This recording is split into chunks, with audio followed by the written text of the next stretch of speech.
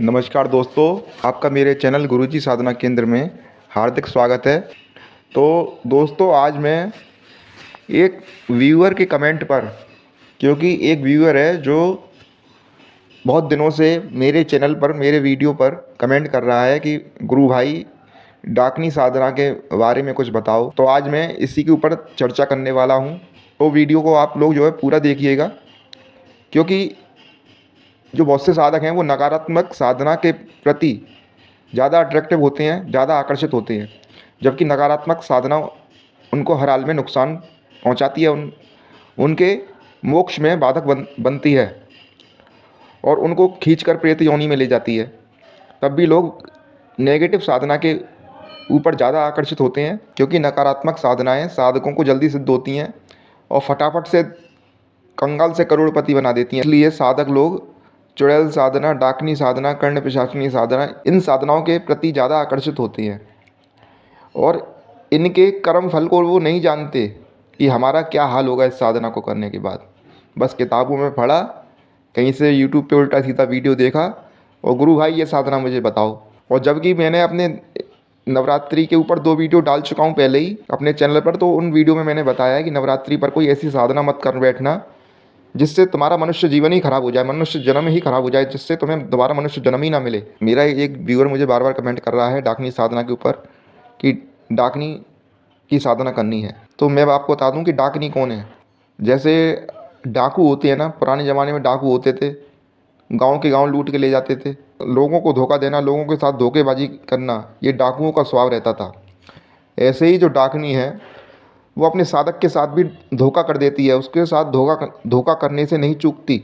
अंदर ही अंदर अपने साधक का खून चूसती है, अपने साधक को अंदर ही अंदर लूटती रहती है, खाती रहती है और उसको धोखे में रखती है जीवन भर।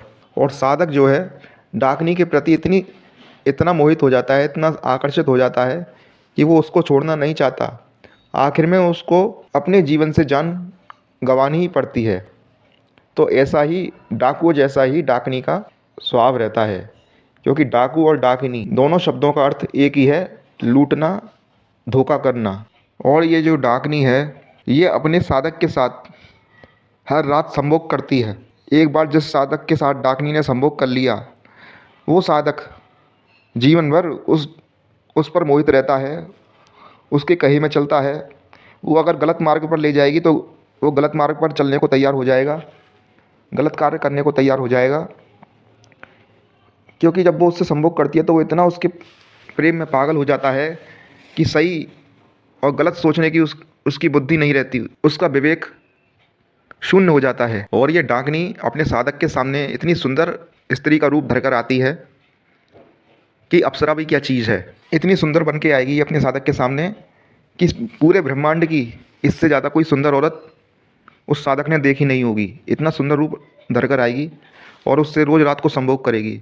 और जब जब उससे संभोग करेगी तब उसका अंदर से रक्त कम होता चला जाएगा और साधक को पता भी नहीं चलेगा कि उसका अंदर से रक्त कम हो रहा है और वो मृत्यु के मुंह में धीरे धीरे चलता चला जाएगा।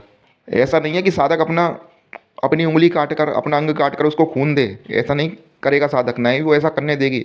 वो ऑटोमेटिक अंदर से ही उसका संभोग के द्वारा उसका रक्त चूस लेगी, उसका खून चूस लेगी और साधक को पता भी नहीं चलेगा। साधक उसके प्रेम में ही पागल रहेगा और सूखता जाएगा, पतला होता चला जाएगा और धीरे धीरे कुछ सालों में मृत्यु को प्राप्त हो जाएगा। ये तो था डाकनी का स्वभाव। अब जानिए कि डाकनी कौन है। डाकनी जो है माँ काली की उग्र सेविका है, माँ काली के उग्र रूप की सेविका है। उन युद्ध में उनके साथ चलने वाली उनकी योगिनी है, उनकी सहचरी है, जो काली माता के मूलाधार चक्र में निवास करती है।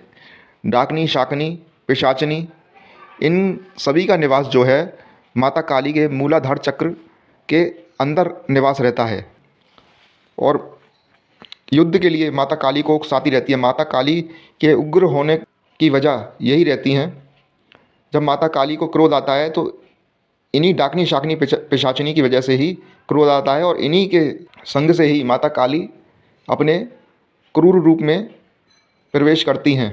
और तंत्र मार्ग में तो माता काली को ही डाकनी कहा गया है, क्योंकि माता काली स्वभाव से उग्र नहीं है। माता काली के कई रूप हैं। एक माता काली हो गई जो माता के रूप में ही अपने भक्त को दर्शन देती हैं, एक उग्र काली हो गई, एक शमशान काली हो गई, एक भद्र काली हो गई। तो माता काली के कई रूप हैं। तो माता काली का जो युद्ध करने वाला रूप है, राक्षसों का रक्त पीने वाला रूप है, उसी रूप की ये सेविका हैं डाकनी शाकनी, उसी रूप की ये उनकी योगिनी हैं। तो जैसा स्वभाव होता है वैसे ही ये अपने साधकों के साथ व्यवहार करती हैं। इनकी साधना करने के लिए आपको किसी वीरान जंगल में या किसी सुनसान स्थान में या किसी शमशान घाट पर या किसी नदी के किनारे आप इनकी साधना कर सकते हैं। इनकी साधना करने के लिए आपको काले कपड़े पहनने पड़ेंगे, काला आसन ही आपको बिछाना पड़ेगा और अरंडी के तेल का दीपक आपको जलाना पड़ेगा। अरंडी का हो या सरसों का हो, उसका तेल का दीपक आपको जलाना पड़ेगा और रात्रि के 12 बजे के बाद इनकी साधना आरंभ करनी पड़ेगी आपको। और इनकी साधना करने में बहुत डरावने अनुभव आते हैं। अच्छों की हिम्मत जवाब दे जाती है। और इनकी साधना करने में सुरक्षा घेरा अति आवश्यक है। अगर आप सुरक्षा घेरा नहीं लगाएंगे तो आप जीवित नहीं बचेंगे। आपकी साधना तो भंग होगी, आपका जीवन भी भंग हो जाएगा। और ये वाम मार्गी साधना है तो ये बहुत जल्दी सिद्ध होती हैं। 50,000 मंत्र जाप में ही डाकनी आपके सामने उपस्थित हो जाएगी। इनका शावर मंत्र भी होता है जो कि बहुत लंबा है। अगर आप इनके शावर मंत्र को 101 बार जप लेंगे तो 101 बार या उससे पहले ही आपके सामने उपस्थित हो जाएगी ये। तो इनकी साधना जो करते हैं वो अघोरी लोग जो होते हैं, जो शमशानिक लोग होते हैं, जो शमशान में वास करते हैं, मुर्दे के पास बैठकर तपस्या करते हैं, जो अघोरी लोग होते हैं, वो ही इनसे जीत सकते हैं, वो ही इनकी साधना कर सकते हैं। सांसारिक पुरुष इनकी साधना करने के बारे में सोचे भी ना, क्योंकि जो साधक इनसे जिस चीज़ की मांग के लिए इनकी साधना कर रहे हैं वही उनकी मांग सात्विक साधना से भी पूरी हो सकती है, अप्सरा साधना से भी पूरी हो सकती है उनकी मांग, सुंदरी यक्षिणी योगिनी साधना से भी उनकी मांग पूरी हो सकती है। तो फिर साधक डाकनी शाकनी पिशाचनी इनकी साधना क्यों करे जब उसकी सांसारिक इच्छाएं सात्विक साधनाओं से ही पूरी हो सकती हैं। तो फिर ये सब जानते हुए भी वो इन नेगेटिव साधनाओं को क्यों करना चाहता है, ये बात आज तक हमारी समझ में नहीं आई। इनका मैं रूप बता दूं कि इनका रूप कैसा होता है। ये काली साड़ी में अपने साधक के सामने आएंगी, या काली लहंगा चोली पहनकर या काला कुर्ता पहनकर। इनकी नाक थोड़ी लंबी होती है, थोड़ी नुकीली होती है, लेकिन इनके नैन नक्श बहुत कटीले होते हैं, बहुत सुंदर होते हैं।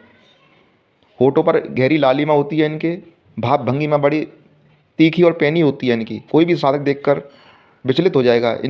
इनका जो वक्षस्थल होता है डाकनी का, वो बहुत ही उभरा हुआ, बहुत ही बड़ा इनका वक्षस्थल होता है। और ये अपनी साधक के सामने अर्धनग्न अवस्था में आती हैं। तो साधक अपने ऊपर कंट्रोल करे, विचलित ना हो, नहीं तो कोई अगर साधक विचलित हो गया तो साधना तो भंग होगी, अपनी जान से भी हाथ धो सकता है। और बीच बीच में ये साधक की परीक्षा लेने आएंगी, बड़ी भयंकर तरीके से इनके अनुभव होंगे। हो सकता है कि आपके सामने आप इनकी साधना कर रहे हैं तो आपके सामने प्रकट होकर ढेर सारा कचरा आपके सामने डाल दें, तो आप हड़बड़ा के उठ जाएं अपना आसन छोड़ के, या हाथ में तलवार लेकर सीधी दौड़ती हुई आएँ और आपकी गर्दन काटती हुई आएँ तो आप हड़बड़ा कर उठ जाएँ। लेकिन ऐसा करेंगी नहीं ये सिर्फ आपको डराएंगी, आपकी परीक्षा लेंगी। या 4-5 डाकनी इकट्ठी होकर आपके पास आपको काटने के लिए आए, आपको मारने के लिए आए और आप हड़बड़ा कर अपने आसन छोड़कर उठ जाएं। लेकिन ऐसा कुछ भी नहीं होगा, ऐसा कुछ भी नुकसान नहीं पहुंचाएंगी, सिर्फ आपकी साधना भंग करने की कोशिश करेंगी ये। और जो साधक पहले साधना कर चुका है और जो अघोरी टाइप का है, वही इनकी साधना में जीत बोल सकता है, वही इनको सिद्ध कर सकता है। भैया जिसने पहले साधना नहीं करी हो वो इन साधना के बारे में सोचे भी ना। और ख़ासकर नवरात्रि में इन प्रेतनी भूतनी डाकनी शाकनी पिशाचनी की साधना करने के बारे में बिल्कुल भी ना सोचे, क्योंकि माता के दिन होते हैं, ये माता की रात्रि होती है और माता रुष्ट हो गई तो डाकनी से पहले माता ही आपका जो है कवाड़ा कर देगी। तो ऐसी गलत साधनाओं को शुभ दिनों में नहीं करना चाहिए, खासकर नवरात्रि में। आपकी कुल देवी आपके कुल देवता रुष्ट हो सकते हैं आपसे, और आपके इतने बुरे दिन हो सकते हैं कि आप लोग सोच भी नहीं सकते। तो मैं यहाँ डाकनी के रूप के ऊपर बात कर रहा था कि ये अर्धनग्न अवस्था में, यानी कि आधे शरीर पर आधे वस्त्र पहने हुए और काले कलर के वस्त्र पहने हुए अपने साधक के सामने उपस्थित होती हैं। घुंघराले इनके बाल होते हैं, नीचे जांघ तक, नीचे जो नितंब के नीचे तक इनके बाल होते हैं, घुंघराले बाल। और नाक इनकी थोड़ी पैनी होती है, लंबी होती है। और इनकी आँखों की पुतली का कलर काला भी होता है और कंजा भी होता है, कंजे थोड़ा भूरे रंग का कलर भी होता है। और इनके हाथ के नाखून लंबे लंबे होते हैं और दिखने में बड़ी मादक, बड़ी सुंदर, बड़ी आकर्षित होती हैं। लेकिन साधक का जीवन ये ज़रूर नरक में डालती हैं। साधक कितने भी इनकी मन से साधना कर ले, साधक को अंत में ये नरक में ही ले जाएंगी। और साधक से भूल हो गई तो उसको मृत्यु के घाट उतार देंगी उनसे, क्योंकि साधक को मारने में इनको प्रसन्नता होती है, दूसरों की हत्या करने में इनको प्रसन्नता होती है। तो मेरी आप लोगों से हाथ जोड़ के विनती है कि इनकी साधना भूल कर भी ना करें। जो आपको जीवन में अपने चाहिए तो वो सब आपको सात्विक साधनाओं से भी मिल सकता है। महाविद्या की साधना करें। आपको स्वर्ण चाहिए, आपको धन दौलत चाहिए, महाविद्याओं की साधना करें, अप्सरा की साधना करें, सुंदरी साधना करें, नायिका साधना करें, किन्नरी साधना करें। ये सब सात्विक साधना है। इनसे साधकों की तरक्की होती है। और ये सात्विक साधना में जितनी भी देवी साधना होती हैं, ये सब देवियाँ अपने साधकों से खुश रहती हैं, अपने साधकों का कभी अहित नहीं चाहती, उसका हित ही चाहती हैं, उसका भला चाहती हैं। तो आप अप्सरा, योगिनी, यक्षिणी इनकी साधना करें। और नवरात्रि में अगर आप इनकी साधना करेंगे, अप्सरा, योगिनी, यक्षिणी, नायिका साधना, परी साधना, इनकी साधना करेंगे तो नवरात्रि में ये फटाफट सिद्ध होंगी और आपको मन चाह वरदान देंगी। तो साधकों, आप वाम मार्गीय या तामसिक साधनाओं के बारे में सोचना छोड़ दें, आपके भले के लिए। नहीं तो आपकी 7 पुश्तों तक कभी सुख नहीं पाएंगी आपकी वजह से। और आपने सात्विक साधना कर ली तो आपकी 7 पुश्तें, आपकी 7 पीढ़ी सुख के भवसागर में तरती रहेंगी और अपने जीवन में आनंद उठाती रहेंगी। तो दोस्तों, ये थी मेरी छोटी सी जानकारी। आपको अगर मेरी जानकारी अच्छी लगी हो तो कमेंट में मुझे ज़रूर बताएं। अगर आप ये वीडियो मेरे फेसबुक पेज पर देख रहे हैं तो मेरे फेसबुक पेज को फॉलो कीजिए। मेरे फेसबुक पेज का नाम गुरुजी साधना केंद्र है। साथ ही मेरे इंस्टाग्राम को फॉलो कीजिए, इंस्टाग्राम पेज का भी नाम गुरुजी साधना केंद्र है। दोनों पेजों के लिंक आपको नीचे डिस्क्रिप्शन में मिल जाएंगे, जाकर चेक कर लेना, वहाँ भी आपको अच्छे अच्छे उपाय देखने को मिलेंगे। और अगर आप ये वीडियो यूट्यूब पर देख रहे हैं मेरे चैनल पर, तो मेरे यूट्यूब चैनल को अभी तक आपने सब्सक्राइब नहीं किया है तो सब्सक्राइब कर लें, ताकि भविष्य में मैं जब भी ऐसी जानकारियाँ लेकर आऊँ तो आप तक सबसे पहले पहुँचे। तो अब मुझे आप आज्ञा दीजिए, बहुत जल्दी ही मैं आपके लिए फिर एक अच्छी वीडियो लेकर आऊँगा। तब तक के लिए जय श्री कृष्ण, जय गुरुदेव।